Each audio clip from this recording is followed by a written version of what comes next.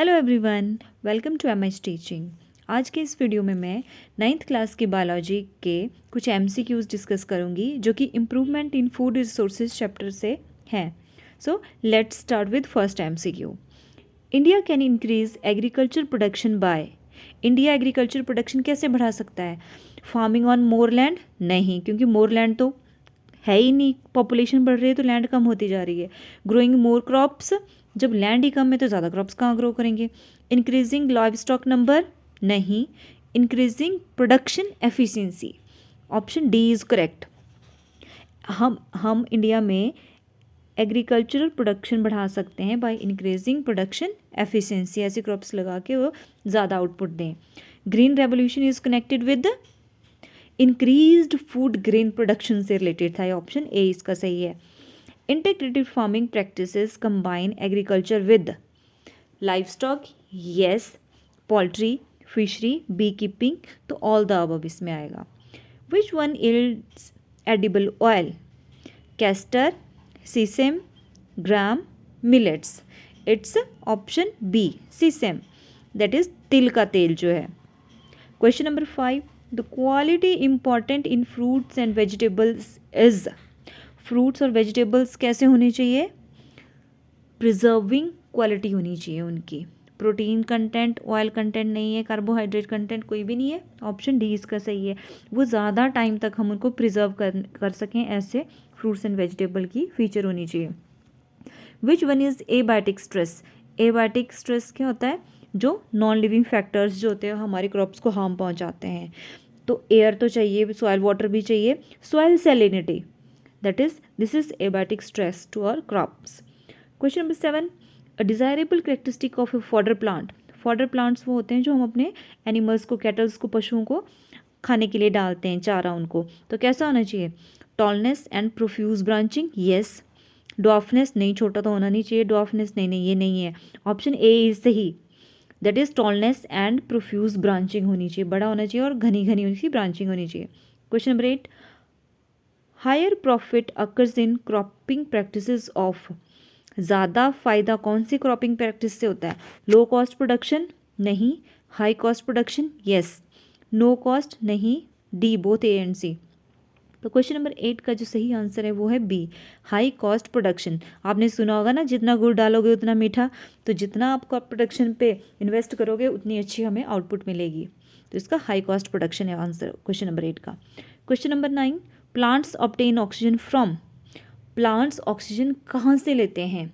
Soil, water, air या both air and water? तो इसका ऑप्शन डी सही है।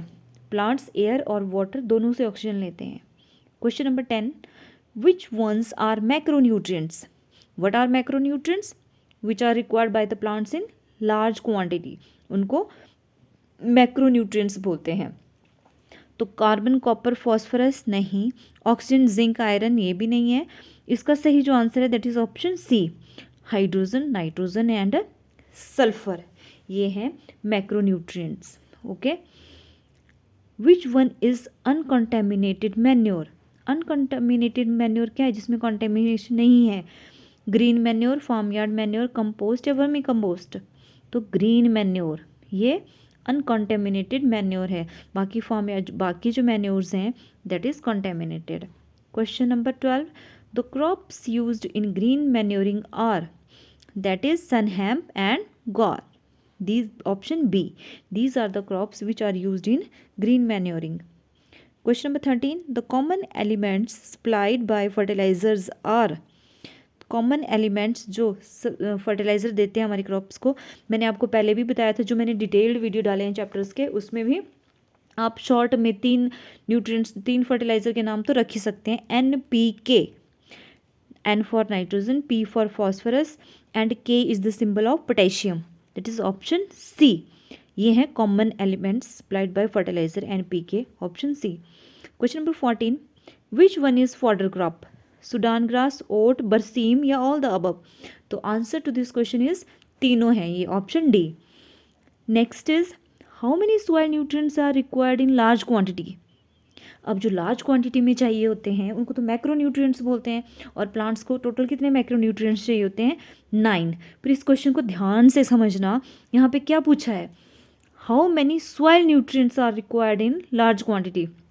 मैक्रोन्यूट्रिएंट्स तो हैं लेकिन कहाँ से मिलते हैं, जो सॉइल से। तो इसका आंसर जो होगा वो बी होगा 6। और 6 मैक्रोन्यूट्रिएंट प्लांट जो है सॉइल से लेता है, और जो 3 जो हैं वो एयर और वाटर से लेता है। दैट इज़ कार्बन, हाइड्रोजन और ऑक्सीजन को एयर और वाटर से लेता है। तो फिर होगा टोटल 9, लेकिन सॉइल से सिर्फ 6 मैक्रोन्यूट्रिएंट्स लेता है plant. Question number 16, manure prepared with the help of earthworm is known as vermicompost. Worm से बनती है तो vermicompost. Question number 17, use of excess fertilisers causes pollution of soil, surface water, ground water. सब इन तीनों चीज़ों को pollute करता है एक्सेसिव यूज ऑफ फर्टिलाइजर। तो answer to question number 17 is D. Question number 18, growing 2 or more crops simultaneously in the same field without any order is known as mixed cropping. बताया था ना मैंने, 3-4 तरह की सीड्स लेंगे, उनको मिक्स करेंगे और खेतों में डाल देंगे ऐसे without any pattern, that is mixed cropping.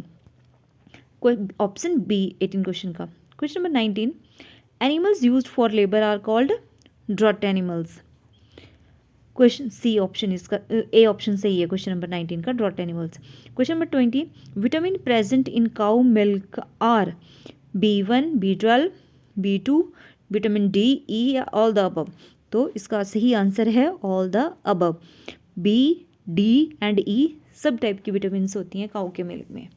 If you like my video then please subscribe my channel. Thank you.